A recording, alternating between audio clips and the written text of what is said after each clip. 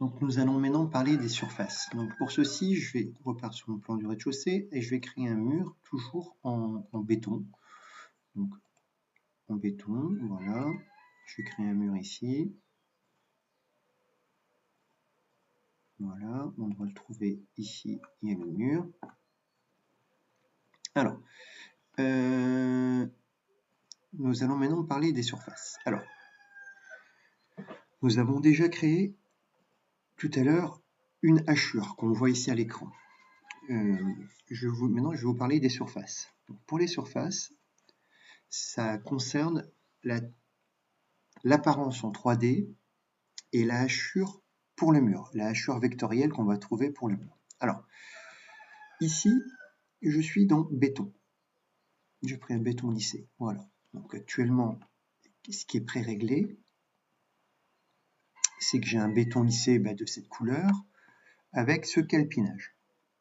Alors, moi, je voudrais déjà que ce béton ait une texture, une hachure vectorielle de 1 mètre par 1 mètre, comme on l'a fait tout à l'heure. Donc je me mets sur calpinage 1 mètre par 1 mètre, je fais OK.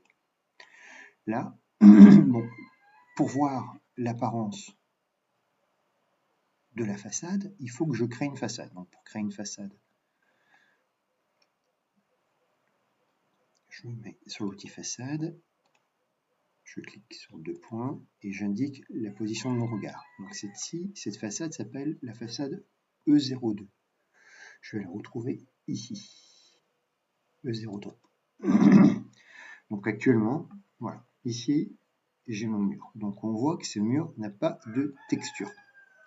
Donc pour ceci, je vais aller dans Réglages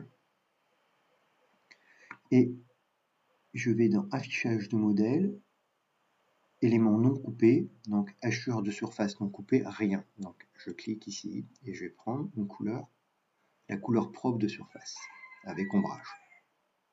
OK, voilà. Donc ici on voit apparaître alors ça c'est du béton, ah oui. Alors excusez-moi, donc là j'ai fait une petite erreur, c'est que voilà, donc le mur est en béton, donc je vais dans les options du mur, et ici j'ai dit que au niveau de la surface c'était un carrelage, c'est pas le cas, je dois prendre béton lissé. Donc je vais prendre un béton, béton lissé il n'y est pas, donc je vais prendre béton foncé, on verra. Béton lissé, il est là, voilà. Et là on voit apparaître le calpinage de 1 mètre par 1 mètre. Je fais OK, et là j'ai mon calpinage de 1 mètre par 1 mètre. Donc,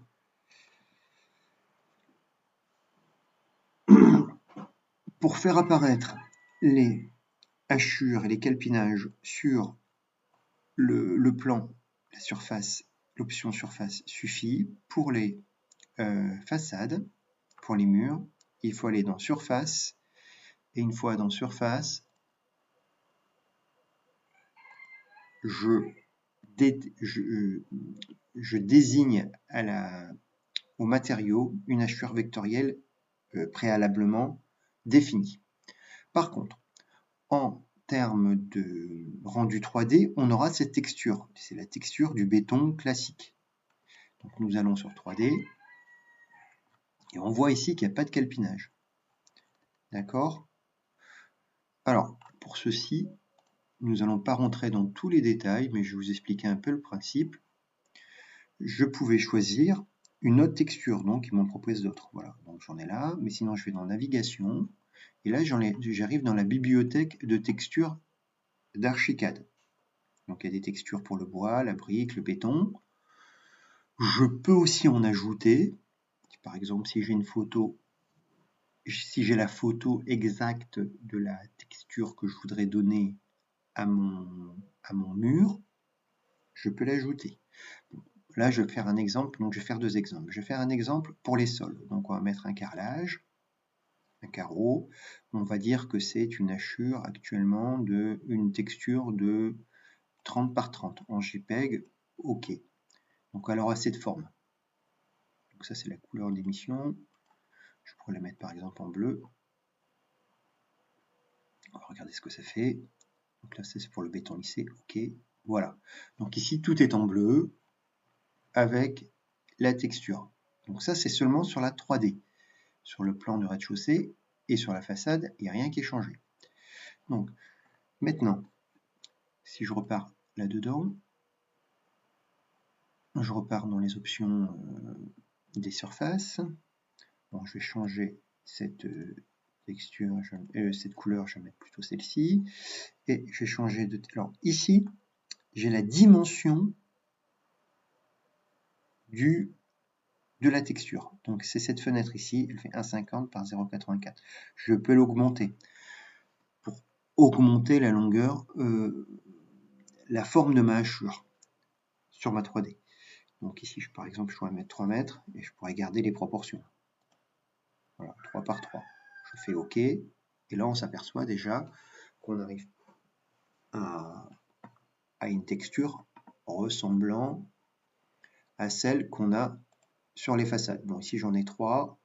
Et là, j'en ai 1, 2, 3, 4. Bon, on peut s'y approcher. Donc, à tâtons, on pourra arriver ici à un résultat plutôt réaliste.